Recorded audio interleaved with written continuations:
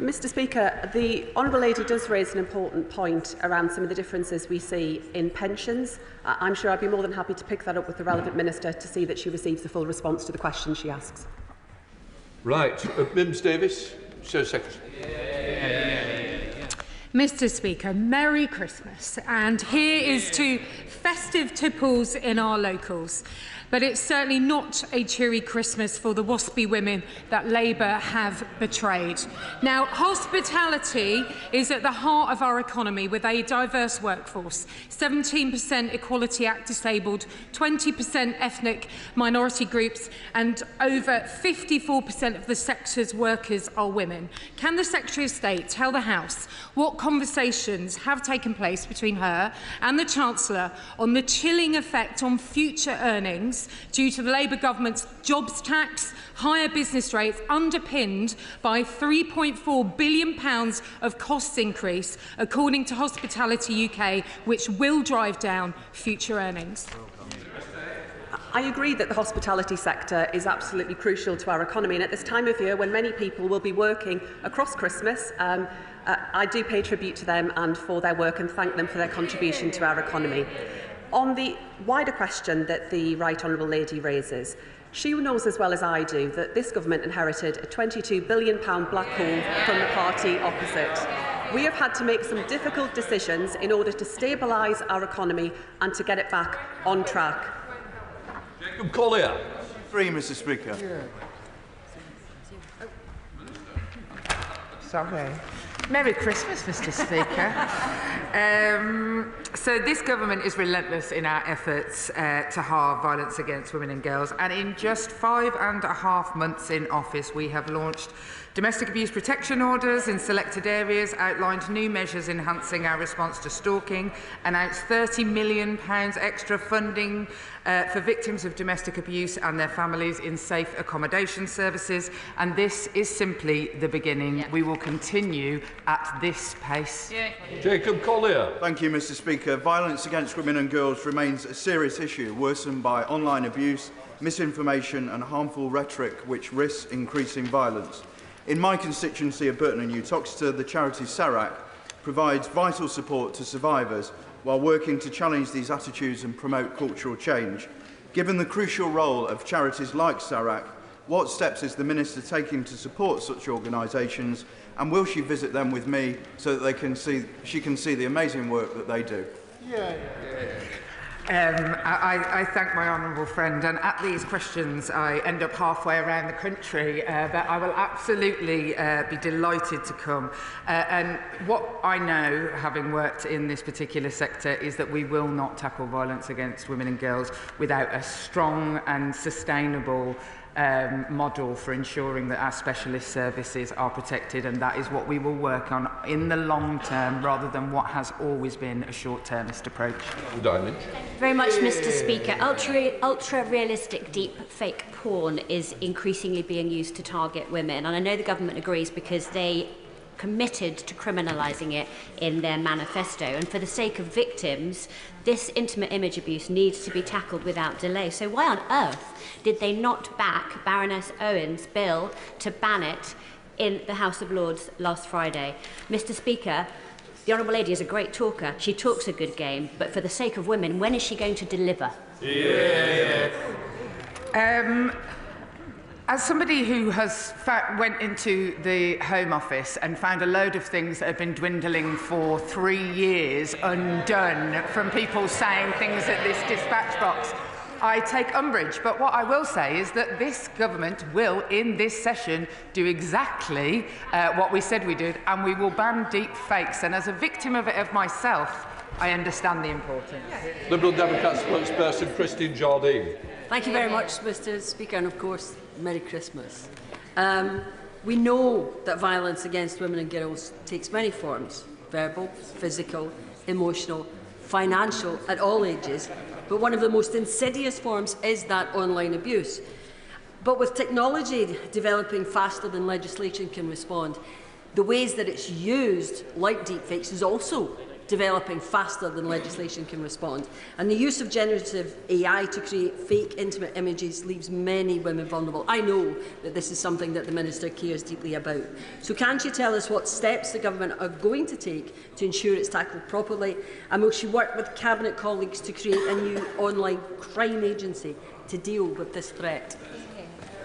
I thank the honourable lady, and funnily enough, I'm meeting with Cabinet Office colleagues later today to talk exactly about how we make sure that the violence against women and girls strategy is across different government departments, and without doubt one of the most important pillars in that is how we're going to deal with the online harms. We all wait with bated breath to see how the legislation and the new regulations play out, but what I would say is that we don't draw a line at the legislation that already exists, and where we need to adapt we will. Aldridge. For Mr. Speaker. Thank you, Mr. Speaker. Well, with permission, I will answer questions 4 and 11 together. Conversion practices are abuse. They have no place in society and must be stopped. The Conservatives promised to ban conversion practices 6 years ago and failed to deliver. They then dropped it from their manifesto this summer. We're getting on with the job and are working hard on legislation to deliver a trans-inclusive ban that offers protection from these harmful practices, whilst also preserving the freedom for individuals to explore their identity and respecting the important roles of those supporting them. We will publish our draft bill later this session, as outlined in the King's Speech. Mr. Speaker, conversion practices trade and prosper on fear, prejudice and intolerance. Charities in Weston-super-Mare and across this country do amazing work to bring communities together to promote tolerance and tackle prejudice. Can the Minister outline what support this government is providing to help charities deliver this vital work in constituencies like mine? Indeed, Mr. Speaker, my honourable friend, the member for Weston-super-Mare, is right that civil society plays a unique role in challenging prejudice and enabling more people to access the opportunities they deserve. A good example is Gallup, the UK's leading LGBT+ anti-violence charity, which provides a number of government-funded support services, including on conversion practices. Their helpline is confidential and available to anyone who is at risk of, is experiencing, or has been through a conversion practice. It's Osborne. Thank you, Mr. Speaker. Last week I held a meeting in Parliament with a panel of trans people talking about their experiences of so-called conversion therapy, and their evidence was harrowing. I want to thank the MPs and the Minister that attended to listen to them.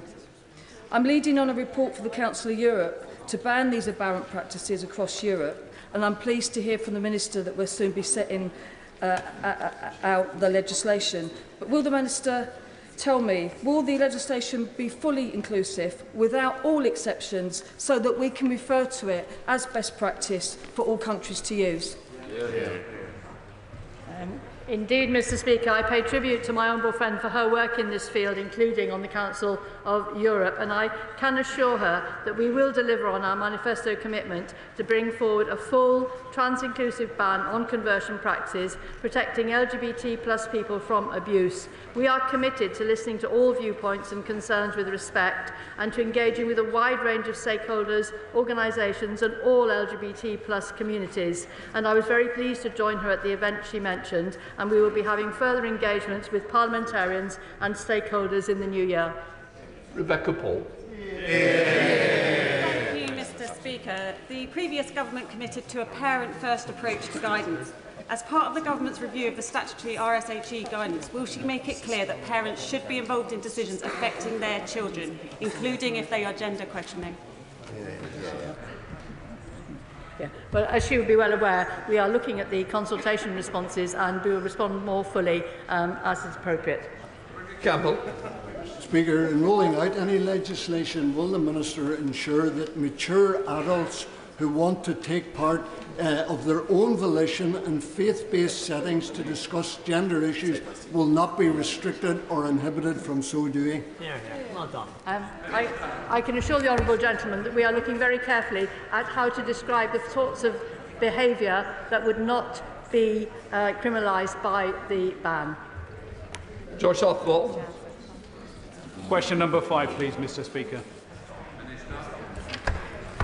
Thank you, Mr. Speaker. The Government is committed to breaking down the barriers of opportunity for all and to race equality throughout government so that our missions deliver for everyone. We are working on our plans to legislate to introduce mandatory ethnicity pay gap reporting for large employers and enshrine in law the right to equal pay for ethnic minority people. These measures were announced as part of the Equality, Race and Disability Bill, on which we will consult early next year. Thank you, Mr. Speaker. I commend the government's commitment to tackling discrimination, for example, introducing ethnicity pay gap reporting for large employers. In Ilford South, nearly 80% of my constituents are from black, Asian, minority ethnic backgrounds, a community disproportionately impacted by conditions like diabetes. What's the government doing to tackle health inequalities and disparities amongst minority ethnic individuals? Mr. Speaker, he raises a vital issue on behalf of his constituents, and the cross-government approach we are taking to tackle the root causes of health inequalities is central to our health mission. This includes prioritising prevention and shifting care closer to communities. On type 2 diabetes, the NHS has developed a focused engagement campaign to raise awareness with those groups who are most likely to develop the condition on which he may wish to connect. John Cooper. Mr. Speaker, Merry Christmas and a good New Year when it comes. Mr. Speaker, I was astonished that the vacillating Prime Minister did not take the opportunity to rule out definitively blasphemy laws in this country. They have no place in modern British society. This is the land of Monty Python and the life of Brian after all. Will the Minister take the opportunity to do what the Prime Minister would not and rule out completely any opportunity to introduce blasphemy laws?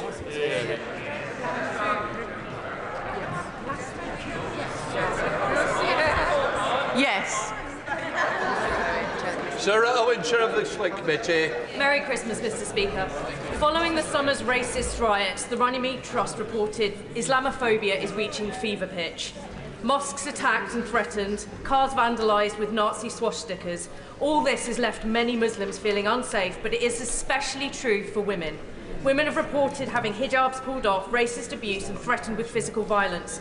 This is something we will have heard from all our own constituents, but the extent to which Islamophobia and misogyny is systemic in the structures we rely on means Muslim women bear the brunt of the intersectional hatred of the far right and, sadly, sometimes mainstream media. Does the Minister see the need for an agreed definition of Islamophobia and understanding of the impact of Muslim women? Thank you, Mr. Speaker. Islamophobia, sexism and racism have no place in our society, and she will be aware that we have committed to strengthening protections against dual discrimination. My colleague, the Minister for Safeguarding, is also working on the issues addressing hate crime against Muslim women. I'm also pleased to see the work that my Honourable Friends Committee is going to be undertaking on the specific challenges facing Muslim women in the UK today, and I look forward to following the work of that committee. Speaker, I recently met with a group of women from Bangladeshi origins in my constituency who are desperately trying to find work, which is not easy, especially after the decimation of the textile industry in my constituency of Leicester South.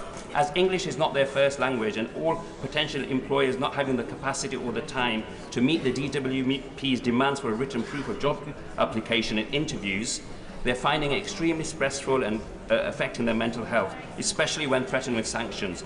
Does the Minister agree with me that more empathy is needed to be built into the system? I thank the honourable gentleman. He's raised an important point, and I will ensure that he has a meeting with the relevant minister to discuss it. Shadow Secretary of State Clerk continue. Thank you, Mr. Speaker. The Secretary of State said that background should be no barrier to success. But what message does it send to our young people when they're told there are some job opportunities they cannot apply to solely based on the colour of their skin? Equality in this country must mean equality of opportunity, not putting some people in society on a pedestal above others. So will the Minister write to all public bodies to make it crystal clear that the state should not be sanctioning race-based hiring policies?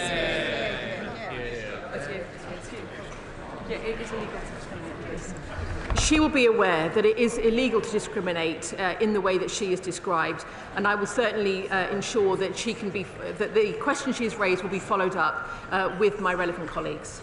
Those in writing, we come to topicals. Question 1, Mr. Speaker. Thank you, Mr Speaker. Earlier this month, the Government set out our plan for change, a plan to raise living standards for everyone.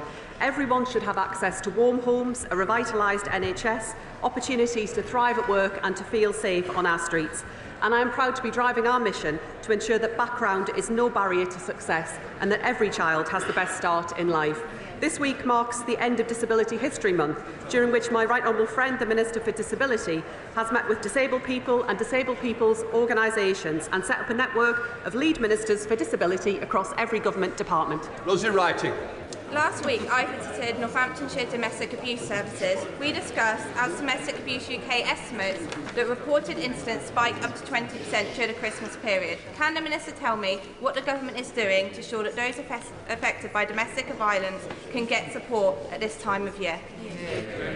Can I thank my honourable friend for that important question and pay tribute to the work of Northamptonshire Domestic Abuse Services and everyone working across domestic violence and sexual abuse services this Christmas. I know from my own experience working in such services over this Christmas period how busy it can be. But I want to send a message to all victims that support is always there when you need it, even at Christmas, and the police will always respond where they are called, where there are serious concerns. People should know that they are not alone at Christmas, Mr Speaker, and that help and support is always available. Shadow Secretary of State Clerk Atiba. Mr Speaker, turning a blind eye to the risks of vulnerable people in the name of inclusivity is anything but compassionate. We know that cousin marriage significantly increases the risk of childbirth defects and locks women into coercive relationships. The Right Honourable Member for Basildon and Billericay brought forward sensible legislation to ban this practice. Why won't the Government support it? Mr Speaker, the Government will of course always keep such issues under review, and I'll make sure the Minister in the relevant department speaks with the Right Honourable Lady on this topic. Absolutely. Lee Pitcher. Thank you, Mr Speaker.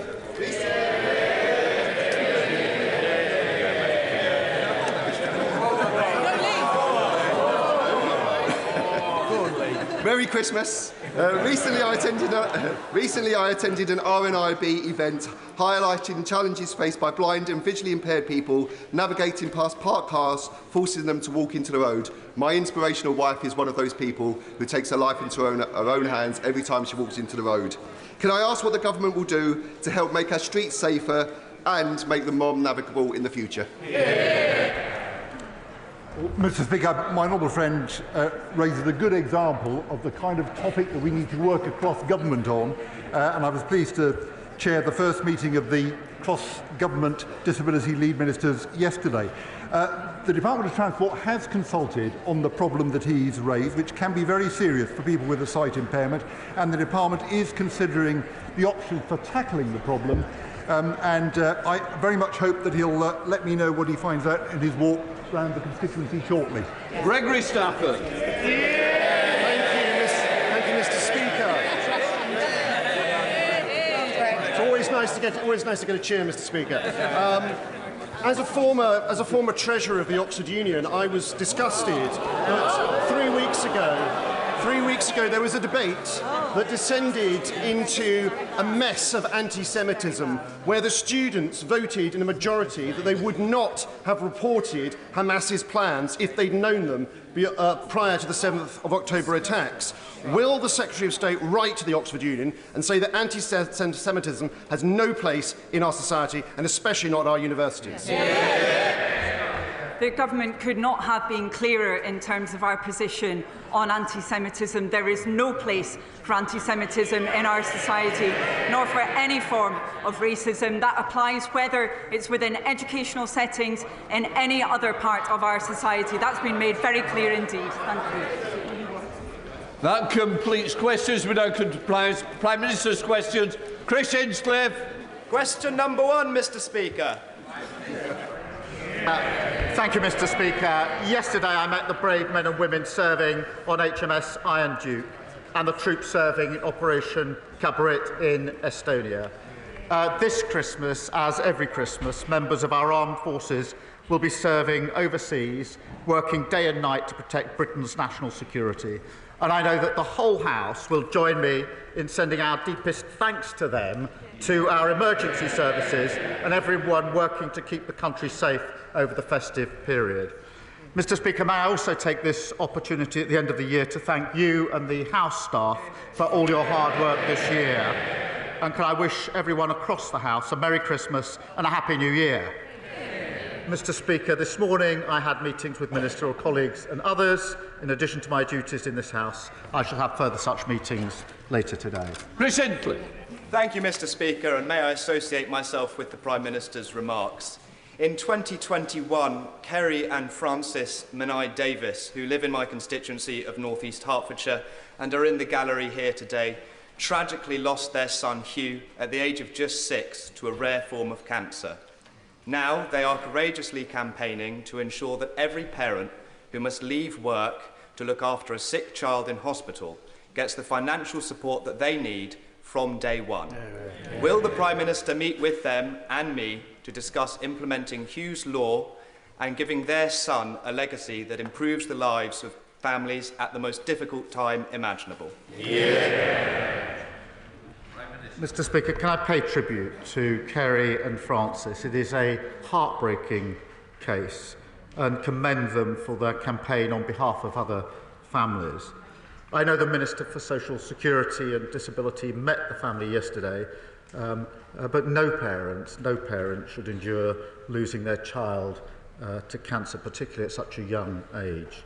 We are investing £1.5 billion for new surgical hubs and scanners, £70 million for new radiotherapy machines, and we will set out our next steps on the Children and Young People Cancer Task Force shortly. We now come to the Leader of the Opposition, Badenoch. Mr. Speaker, can I send my warmest wishes to our armed forces at home and overseas, to the emergency services and everyone who will be working over Christmas. And can I wish you, Mr. Speaker, the House staff and all members of this House a very Merry Christmas. Mr. Speaker, for years, the Prime Minister and his cabinet played politics with the Waspi women. The Deputy Prime Minister said Conservatives were stealing their pensions. She promised to compensate them in full. Another broken promise. Now they admit we were right all along. But let's ask about another group of pensioners whose trust... Let's ask about another group of pensioners whose trust was broken. Since the Chancellor cut winter fuel payments, how many extra people have applied for pension credit? Mr. Speaker, the number one job of this government was to put the finances back in order after the last government lost control. They left a £22 billion black hole and we had to take tough choices. We made sure the most vulnerable pensioners do get the winter fuel payment, and we have been encouraging and driving up eligibility for pension credit, so saying up to their entitlement. And she should join that campaign. But, Mr. Speaker, here's the difference. Because we've stabilised the economy, we can commit to the triple lock. That means that next April, pensioners get another £470. But here's the difference, because 2 weeks ago, the Shadow Chancellor said the triple lock is unsustainable, their position. So pensioners would lose out under the Tories yet again. Mr. Speaker, he didn't answer the question because he doesn't know the answer. There are 850,000 eligible pensioners not claiming pension credit. If they sign up, that will cost the Treasury £2.3 billion, wiping out the savings that the Chancellor claimed she would make. Before the election, his Chief Secretary told the public they had no plans to cut winter fuel. But they did have plans, didn't they? Age UK say cutting the winter fuel payment with very little notice will potentially jeopardise the health and finances of millions of older people. Does he agree with Age UK that this is the last thing both pensioners and the NHS need? Mr. Speaker, we've been driving up with a campaign for pension credit. It's important that everybody who's entitled to it claims that pension credit. And she shouldn't claim as some great victory the record of their government that people haven't signed up. We're the ones with the campaign. They should be supporting it. But because of the triple lock, pensions will be going up by £470 next April. She hasn't answered the question. Her Shadow Chancellor says the triple lock is unsustainable. So she needs to explain how pensioners will be worse off under a Tory government. It is Prime Minister's questions.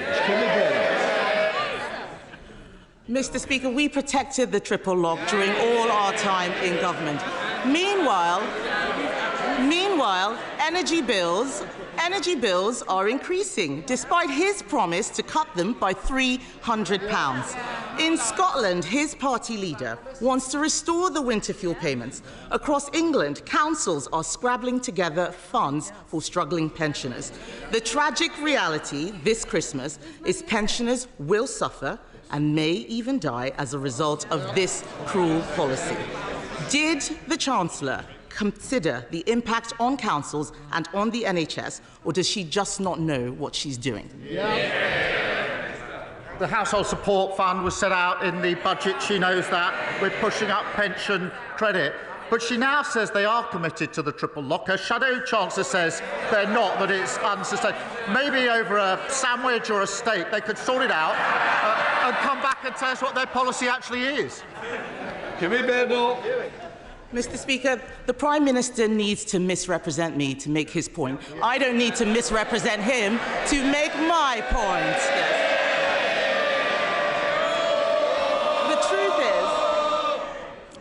The truth is, he didn't think this through.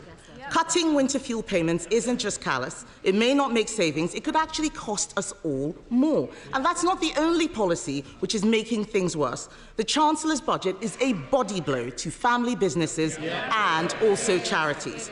Marie Curie have warned that Labour's budget will cost them nearly £3 million a year.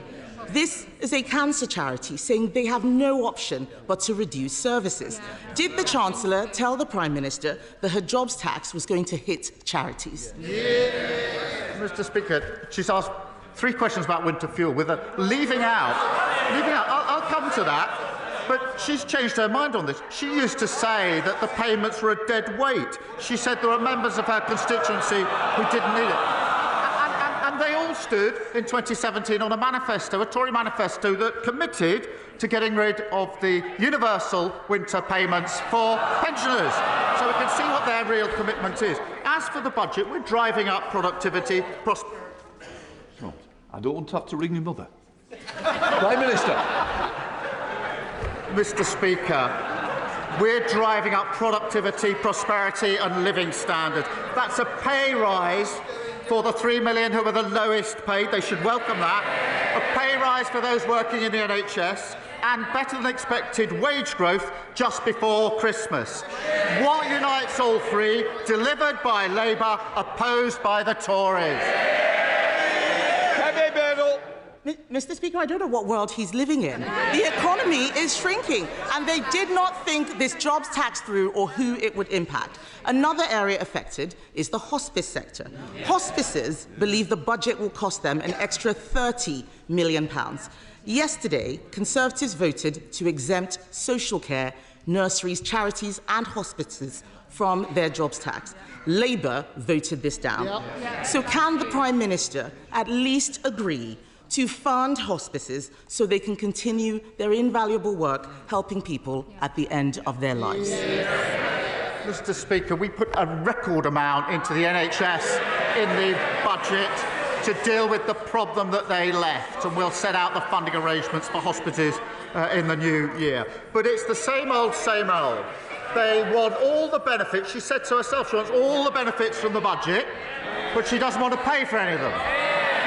That's what got us into the problem in the first place.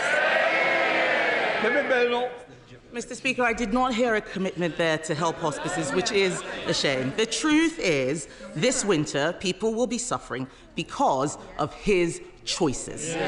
The economy is shrinking, inflation is going up, and jobs are being lost because of his budget. Pensioners won't be able to heat their homes because of his government's decisions. They raised people's hopes but then smashed them with broken promises. And now we learn that he is about to give away our hard-won Brexit freedoms. Mr. Speaker,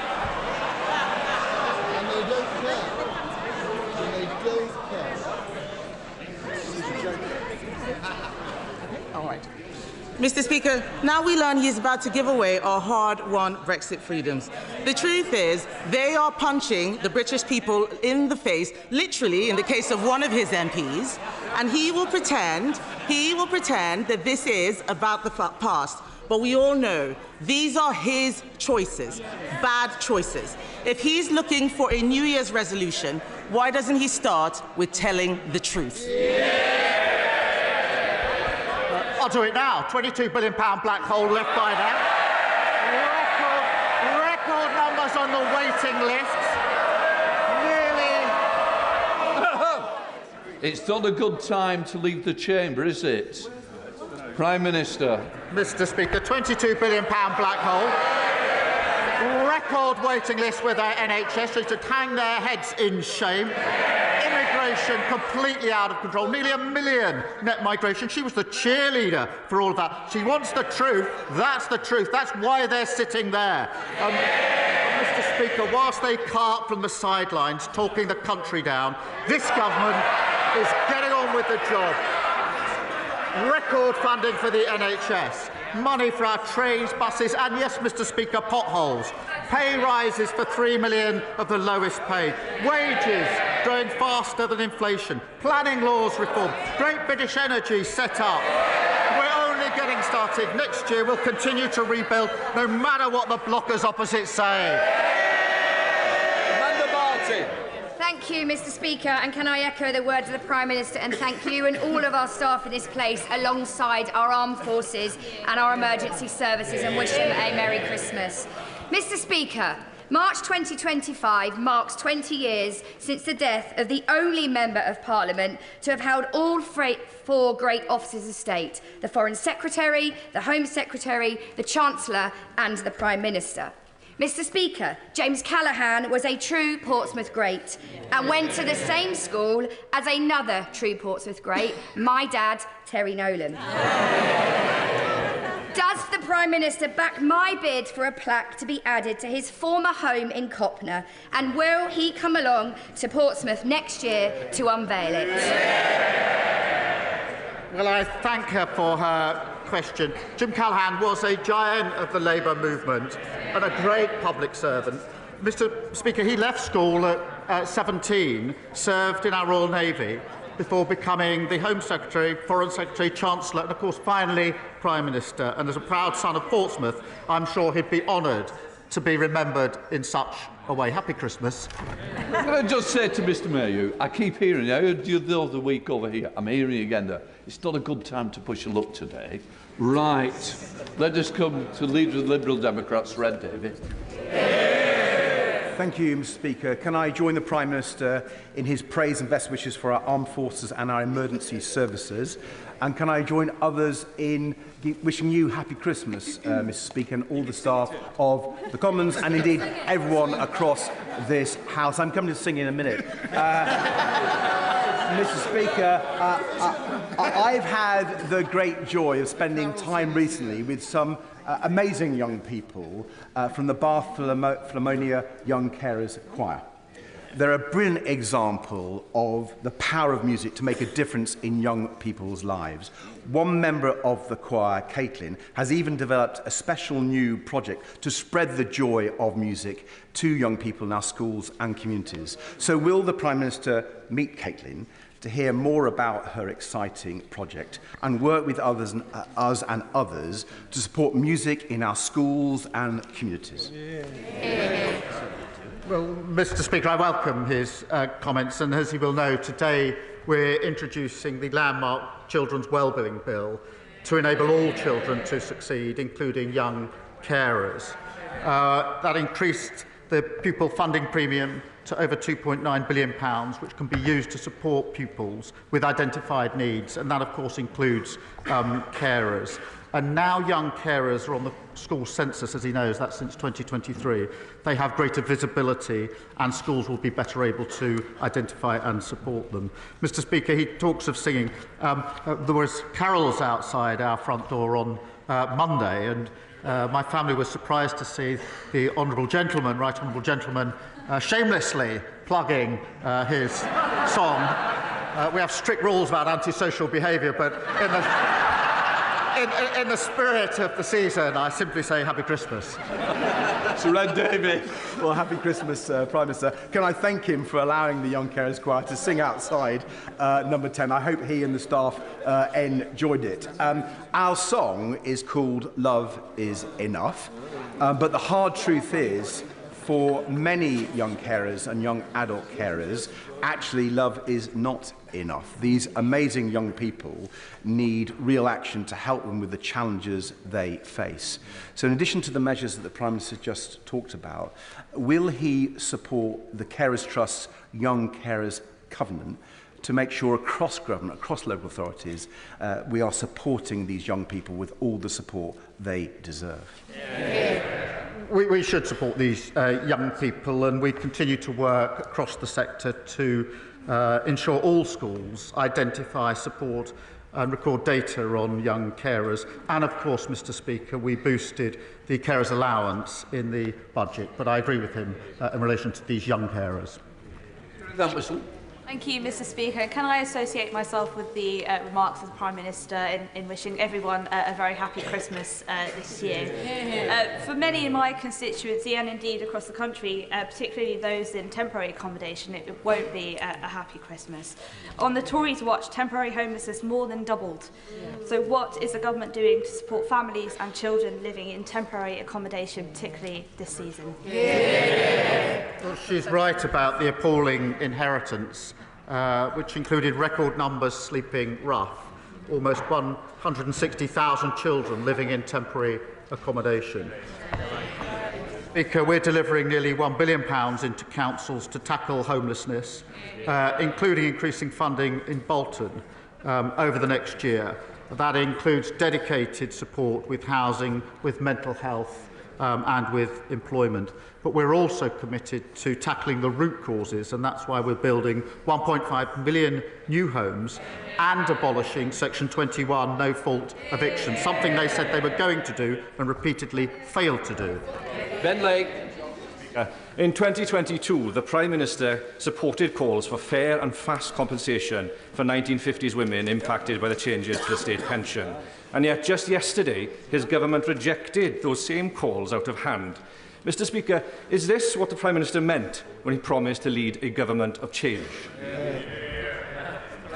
Mr. Speaker, this is a serious issue. Between 2005 and 2007, there were, I think, a 28-month delay in letters to women born in the 1950s about changes to pension age. That was unacceptable, and it was right that the government apologised for that. In 2011, the former Chancellor George Osborne then accelerated those changes with very little notice. That equally was unacceptable, and Labour opposed it at the time. It is a serious issue. It's a complex issue. The research, as he knows, shows that 90% of those impacted knew about the changes that were taking place. And I'm afraid to say the taxpayer simply can't afford the tens of billions of pounds in compensation when the evidence does show that 90% of those impacted did know about it. That's because of the state of our economy. Brady. Thank you, Mr. Speaker. Recent data shows that almost 11,000 Scots have been waiting for hospital treatment for over 2 years after referral. The equivalent number in England is around 113. Would the Prime Minister agree with me that this shows the catastrophic damage the SNP government have done to the Scottish NHS? Well, he's right when he says the SNP is letting down patients in Scotland. As the Scottish Auditor General says, greater leadership is needed in the Scottish NHS. Waiting list targets are being missed. Spending on agency staff is skyrocketing. And delays to patient discharge are hitting record levels. They seem to be proud of that appalling record. We've provided the money, they've got the powers, they've run out of excuses. Blake Stevenson. Thank you, Mr. Speaker. Since the summer, thousands of commuters using Harlington and Flitwick stations have had to put up with nearly 8% of trains being cancelled in the evening peak, and nearly a third of trains that do arrive are more than 5 minutes late.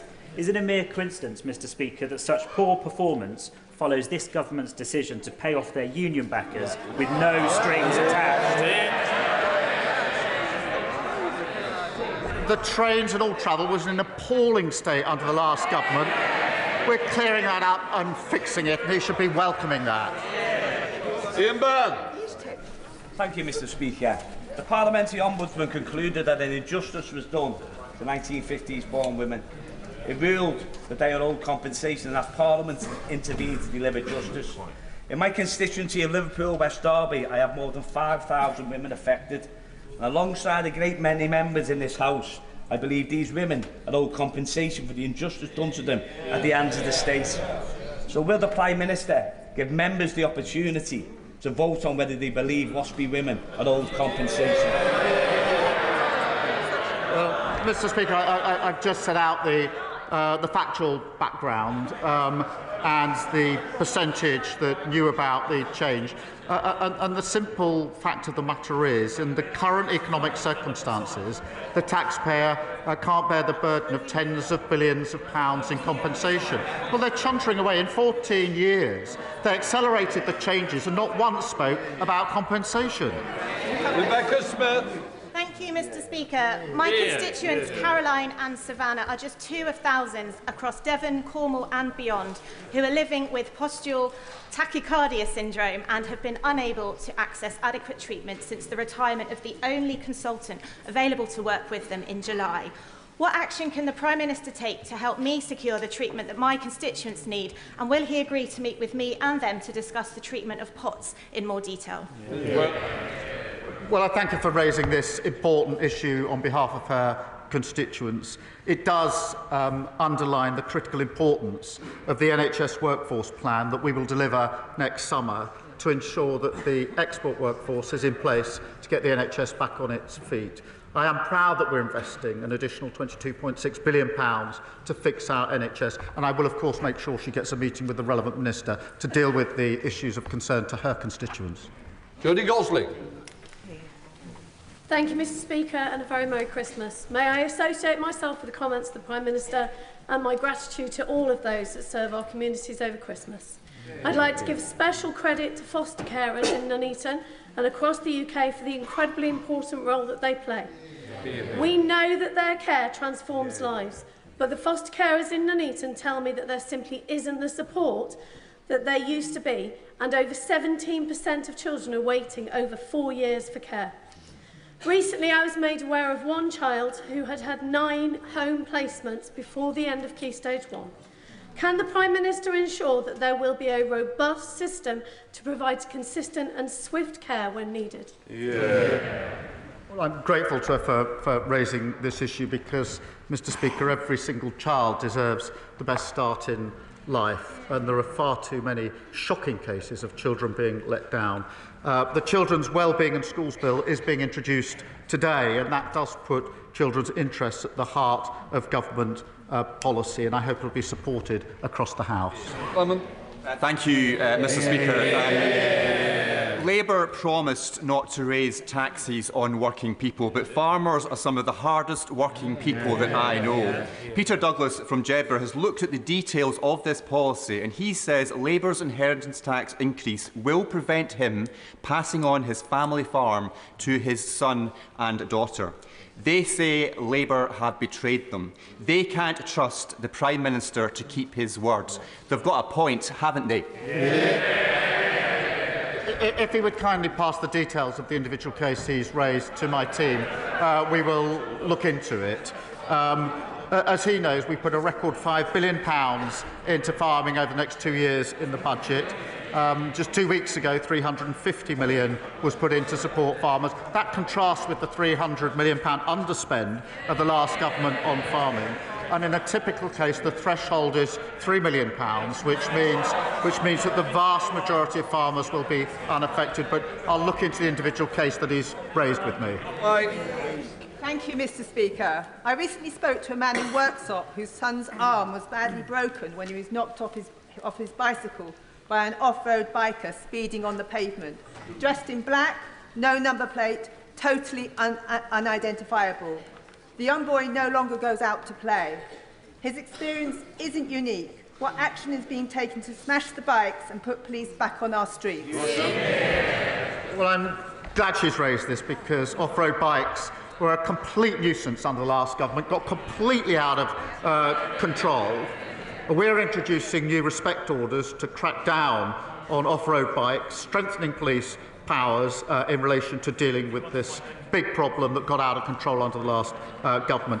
We will also deliver 13,000 more neighbourhood police to ensure that we keep control of our streets, something that was lost under the last government. Thank you. Thank you, Mr. Speaker. Last week, the Royal Borough of Windsor and Maidenhead announced plans to hike council tax by an unprecedented 25%. This would require the government's permission. Does he agree with me that this outrageous request should be rejected, that the borough might be a candidate for accelerated local government reorganisation, and my constituents should not be footing the bill for the persistent weak financial control and political failure locally? Well, thank him for raising this issue on behalf of his constituents. We are, as he knows, committed to fixing the foundations of local government and keeping taxes as low as possible for working people. The budget announced real terms increase for local government with over £4 billion of added funding. And so we will put that support in place, and he's right to raise this issue. Speaker, please, Liz. Thank you, Mr. Speaker. We have in our NHS many brilliant emigre and refugee surgeons from the greatly troubled Middle East. And I've been privileged to work alongside some of them, Iran, Iraq, and now, as we think, especially of Syria. What practical measures can the UK take to help ensure that Syria now has the best chance of becoming an open society and the second functional democracy in the region? Well, I thank him for drawing attention to the people of Syria and to the health workers of all backgrounds who do vital work in our NHS. The fall of Assad's brutal regime is to be welcomed and should be welcomed, but we must be cautious about what comes next. We've provided £50 million of extra support to vulnerable Syrians, and I've spoken to G7 leaders to work towards a Syrian government that respects international law, universal human rights, and protects all citizens across all sectors. Thank you, Mr. Speaker. Dave Dugan. Mr. Speaker, before the election, this Prime Minister said he would lower energy bills by £300. Since he took office, they've gone up by £149. He said he would protect the winter fuel payment, but now he's in power, he's stripped it off our pensioners. And he said he lined up for many photos with Waspi women, saying he'd have their backs, and he's just betrayed them in the most scandalous way possible. This is now the defining characteristic of this one-trick phony Prime Minister who says one thing and does another. In Scotland, the SNP are 16 points ahead in the polls. Does he understand? Does he understand why the people of these islands, especially those of us in Scotland, treat him with such contempt? They used to ask those questions. They used to ask those questions from this sort of area with very many MPs not so long ago. That all changed in July, and he's now carping from right up there. We can hardly hear him. Debbie Abrahams. Debbie Abrahams. Thank you so much, Mr. Speaker. I'm sorry I couldn't hear you over the hubbub. First of all, can I wish you a very Merry Christmas, and all colleagues across the House a very Merry Christmas, and especially the House staff. And also, I associate myself with the remarks thanking emergency services and our armed forces for their service. Mr. Speaker, Christmas is a time for peace and goodwill. Given there are more conflicts now than at any time since World War II, and that all wars end with a peace, what is the Prime Minister's resolution to work with others for a more peaceful world in 2025? Well, Mr. Speaker, can I thank her for her question? And I'm sure colleagues across the House support the values of the Parliamentarians for Peace, which I know she is involved with, and their work to support human rights across the globe. And that is the sentiment, I think, that we take into this festive period. Thank you. Richard Ford. Thank you, Mr. Speaker. And it was good to hear that the Prime Minister visited British soldiers in Estonia yesterday before they have to spend Christmas away from their families. We would all like to see a lasting peace emerge for Ukraine in the new year, but Putin may take any deal brokered by Trump as a break in which to re-equip and rearm. What will his government do to deter Russia from restarting its imperial war of aggression following any peace deal?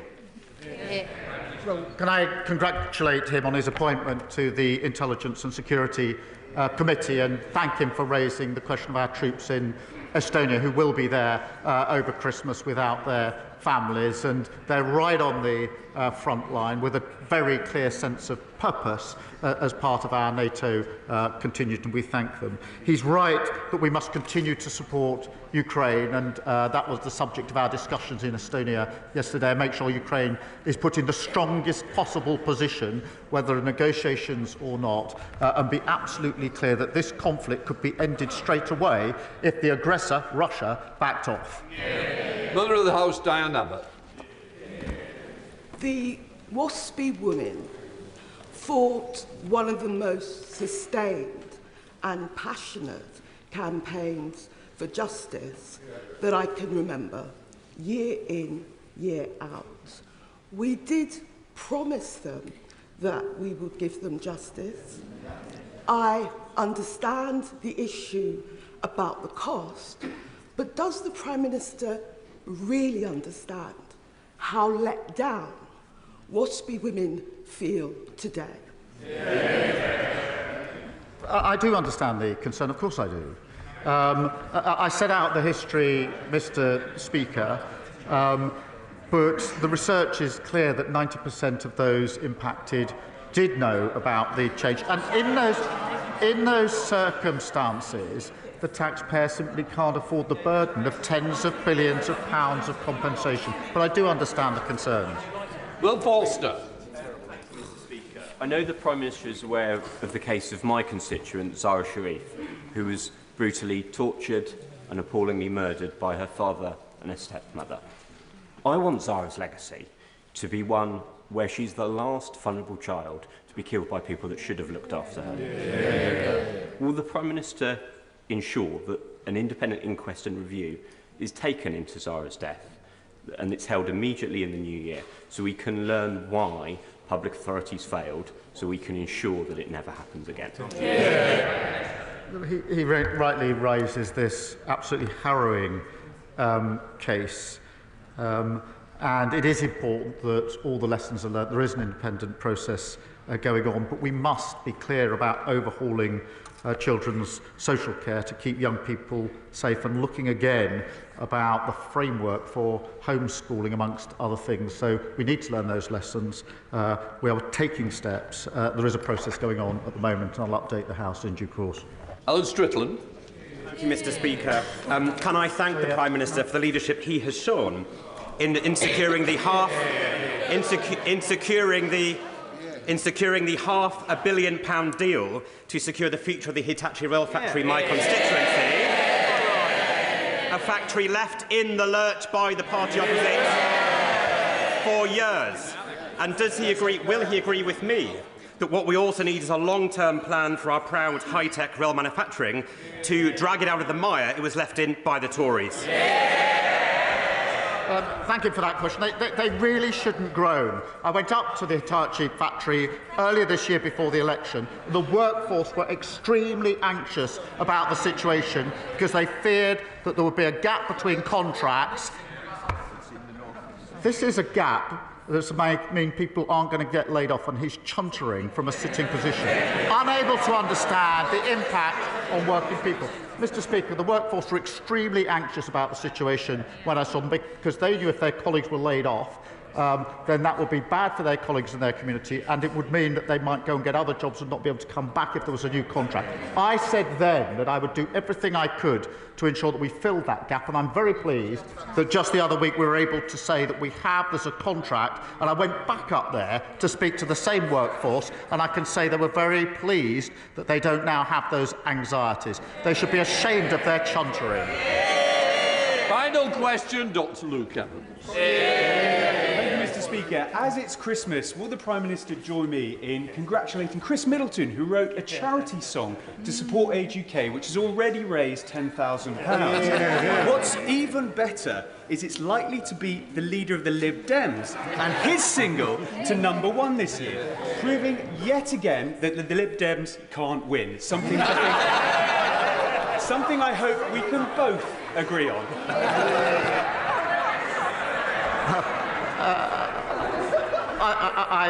I'm not going to adjudicate between the contending singles for the top of the charts, but I will end, Mr. Speaker, this is the last question, I think, by just repeating a happy Christmas and a peaceful New Year to everyone across the House. Right, we'll let the front benches change up.